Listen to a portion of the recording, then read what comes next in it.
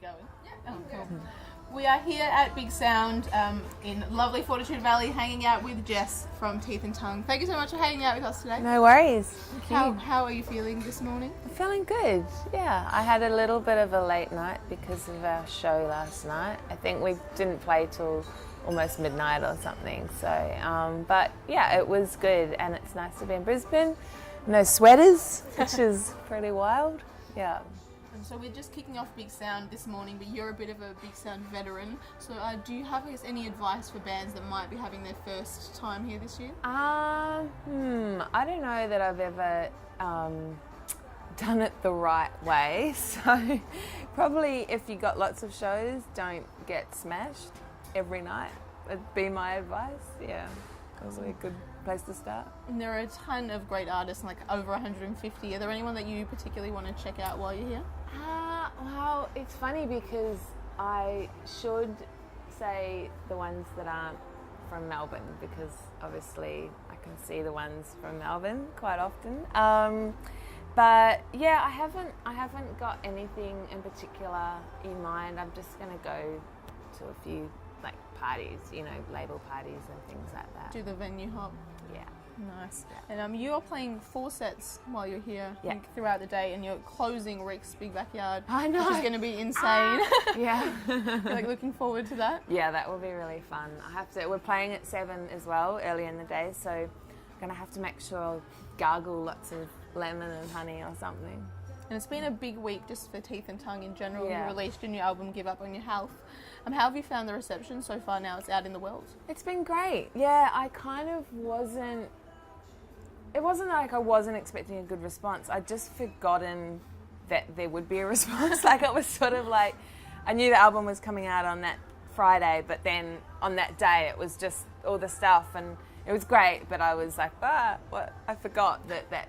Yeah, all the interviews came out at once, and all the articles and things that I've been doing over the last couple of months. So it was pretty weird. It's just a weird time because you feel like you should feel really good, and you do feel really good, but it's just a very strange feeling as well. It's a bit of an emotional roller coaster. Yeah. And what did you do differently on this album compared to Grids back in 2014? I heard this one was a bit more of like world observational. I mean, that was like, I guess, a comment that I made when I was writing about the album for the label I sort of gave. So people do bring that up, but I don't know that that's really the key.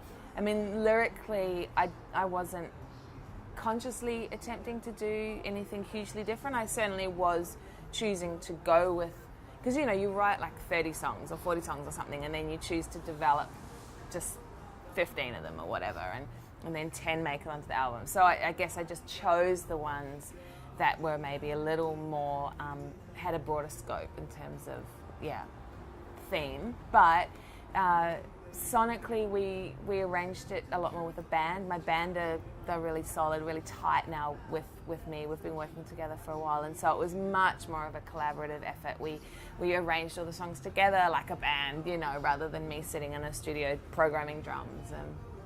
So was that more the approach from the previous album? Was that a lot more? Yeah, the previous album I programmed all the drums and then sort of laid everything on top one by one, and this was like we went into the studio and it was really fun. Like my bandmates are, they're little angels.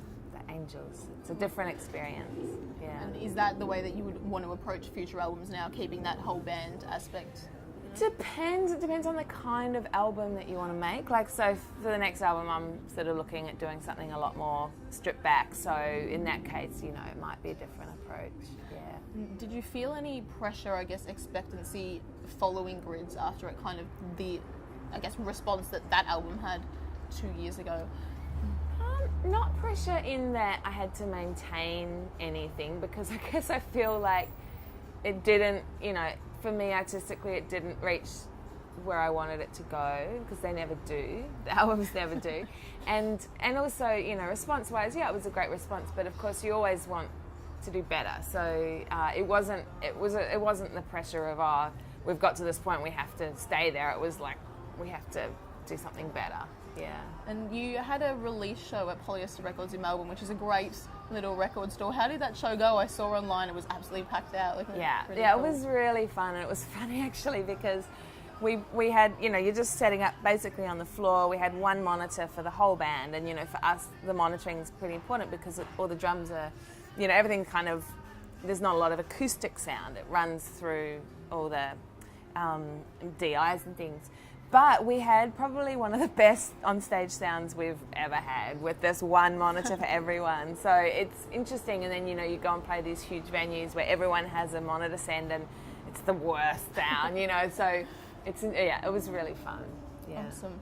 And you headed over to Iceland in like the lead up to the album, I guess, as part of an artist residency.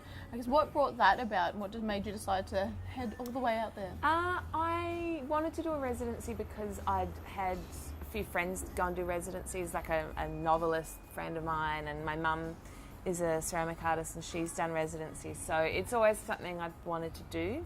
And just that particular one, Iceland, came up. You can look on a website, there's all these residencies you can do, so I just applied to that one because it seemed to take a lot of different, you know, like musicians and visual artists, and so I applied and got in, so that's where I went. And was it did you set out to go make the album out there? Because Small Towns, was that the only track that Yeah, Small Towns made was the album? written there. That was the first song I wrote when I got there, and it was the only song that ended up on the record. I did plan on writing, at least starting to write the album there, but yeah, it was probably more a purging sort of exercise. So I got a lot of stuff out, and, you know, some of that, I mean, sometimes I'd say, oh, it was all shit what I wrote there, but in all honesty, a lot of it just didn't fit with the kind of record that we wanted to make this time round. So I've got all this material that, you know, maybe there'll be an album like next year of some of that stuff. Yeah. Oh, awesome. And you'll be heading out at the end of the month for a run of shows. Are there any plans in the work past that kind of? We're up in Brisbane for a festival after that, and then we've got a few different things in Melbourne, some really interesting things from Melbourne Music Week, and we've got a few bits and pieces, so yeah, we'll see. Awesome. It sounds like a super exciting times for Teeth and Tongue. Yeah, it's good. Cool. Well, thank you so much for having a chat with us No today, and worries. enjoy the rest of your Bigsound. Thank you. No problem. Thank you so much.